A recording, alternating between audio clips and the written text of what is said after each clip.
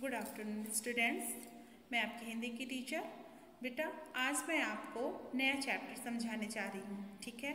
इसके पहले मैंने आपको जो भी चैप्टर समझाया है और आपका कॉपी वर्क कंप्लीट करवा दिया, आपने नोट्स बना लिए हैं, आपने बुक भी फिलअप कर लिया है। तो चलिए बेटा, अब हम आपको लेसन 12 मित्र को पत्र।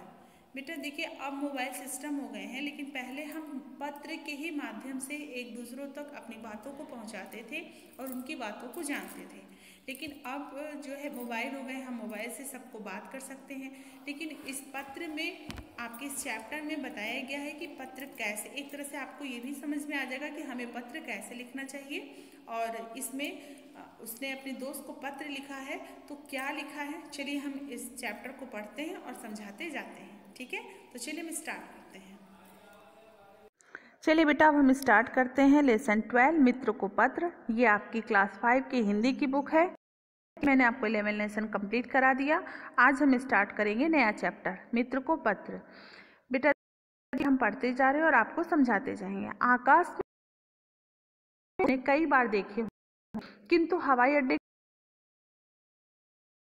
इस दृश्य का देखिए बेटा, पत्र के हवाई अड्डे बताया गया है।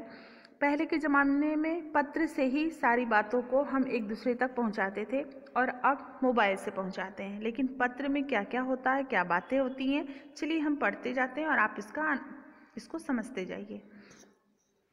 गाजियाबाद 26 अगस्त 2020। प्रिय मित्र श्रेष्ठ, मधुर स्मृति, तुम्हारा स्नेह भरा पत्र मिला। उत्तर देने में मुझे कुछ देर हुई, लेकिन इसके लिए तुम मुझे क्षमा कर देना।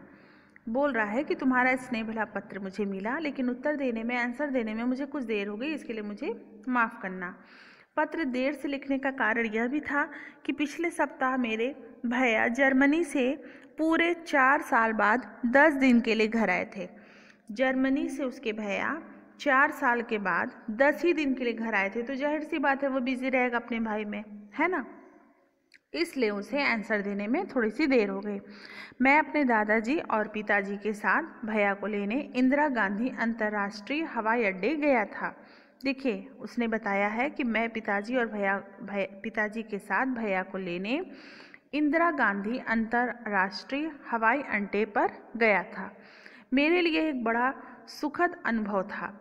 आसमान में उड़ते हुए हवाई अड्डे को तो मैंने कई बार देखा था, लेकिन बहुत सारे हवाई जहाज़ों को इकट्ठा देखने का उत्साह ही तो कुछ और ही अलग था। मतलब एक एक को तो हम लोग भी देखते हैं, एक उड़ रहा है तो देखते हैं आकाश में, ऐसे आँख ऊपर करके देखने लगते हैं ना।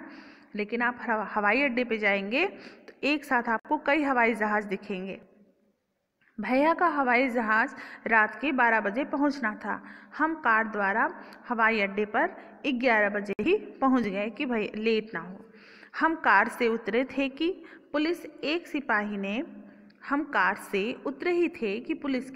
सिपाही ने कार को तुरंत पार्किंग में लगाने का निर्देश दिया और मैं और दादाजी प्रतीक्षालय मीन्स बेटा वेटिंग रूम, ठीक, के प्रवेश द्वार की ओर बढ़े।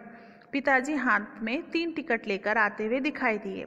मेरे पूछने पर पिताजी ने बताया कि प्रतीक्षालय के अंदर जाने के लिए टिकट लेनी होती है। जैसे वेटिंग रूम में, बड़े बड़े शहरों में रुकने के लिए वेटिंग रूम में आपको टिकट लेने की ज़रूरत पड़ेगी। आपको ऐसे ही कोई नहीं रोकेगा, वहाँ पे रहने देगा। फिर देखिए क्या लिखा है। मैंने सोचा था कि रेलवे प्लेटफॉर्म की तरह हवाई पट्टी के निकट जाकर विमान को उतरते हुए देख पाऊंगा। उसने सोचा कि जैसे ट्रेन से आप सब कुछ देख पाते हो ना, ट्रेन प्लेटफॉर्म पे, रेलवे प्लेटफॉर्म पे आप जब जाते हो तो आप वहाँ पे जो ड्राइविंग करते हैं, जो आगे बैठते हैं इंजन के पास, आप उनको भी देख लेते हो और सारे पैसेंजर को भी। तो उसने यही सोचा कि उसी की तरह मैं हवाई पट्टी के निकट जाकर विमान को उतरते हुए देख पाऊंगा कि वो नीचे कैसे उतरा। जब आप ट्रेन आती है तो आप ट्रेन को भी देखते हो, जो ड्राइवर है उसको भी देखते हो, है ना। तो वही चीज़ इसने सोचा कि मैं सोचा था कि पास से जाकर उतरते हुए देख पाऊंगा। किंतु मेरा उत्साह उस समय ठंडा पड़ गया जब मुझे यह पता चला कि प्रतीक्षालय से आगे जाने की अनुमति नहीं है। प्रतीक्षालय का दृश्य भी कुछ कम रोचक नहीं था। जो विमान हवाई अड्डे पर उतरता उसकी सूचना हरी रोशनी से सूचना पट पर दर्शाई जाती थी। यह देखकर अपने सगे संबंधियों के स्वागत के लिए आए लोगों में उत्सुकता बढ़ गई और वे अपने साथ लाए गुलदस्ते हाथों में संभाल लेते। जैसे कि जब आपके कोई अपना आ रहा है तो आप उसके लिए कुछ फूल वगैरह ले जाते हैं ना, तो वैसे ही वहाँ पर लोग अपने आए सगे संबंधियों के स्वागत के लिए अपने हाथों में गुलदस्ते लिए हुए थे कि भाई उनको देख करके उनका स्वागत करेंगे। ठीक बेटा, अभी मैंने आपको यहाँ तक समझाया है। अब आपको मैं नेक्स्ट अपने सेकेंड वीडियो में इसके आगे की कहानी को समझाऊंगी। आप यहाँ तक बहुत अच्छे से समझ लीजिए। एक बार नहीं, 2 बार 3 बार आप इस वीडियो को ओपन करके देखिए, आपको बिल्कुल अच्छे से समझ में आ जाएगा कि इसमें कितनी बातें क्या क्या बताई गई हैं। और इसके आगे का बेटा मैं आपको सेकेंड वीडियो में समझाऊंगी। ठीक है, thank you, have a nice day.